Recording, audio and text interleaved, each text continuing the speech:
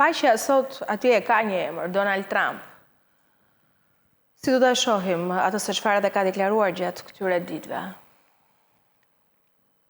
Kjo është një qasje e guximshme për të thënë që paqja ka emrin e Donald Trumpit. Në mënyrë të padiskutueshme, Donald Trump si presidenti i Shtetit Bashkuar të Amerikës, shtetit që mund ta pranojmë pa frikë, që është aktualisht shteti më i fuqishëm dhe më i rëndësishëm në botë, jo i vetmi, bota po shkon gjithnjë më shumë drejt prishjes së unipolaritetit apo qoftë edhe bipolaritetit.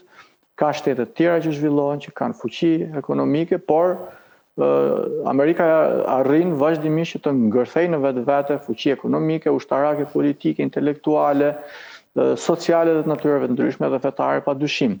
Për këtë arsye Trumpi me iniciativën e vet që është vërtet për të përgëzuar, ka arritur që të realizojë, le të themi, këtë lloj mirëkuptimi, qoftë të detyruar të palëve, të angazhuar, të nuk është e lehtë.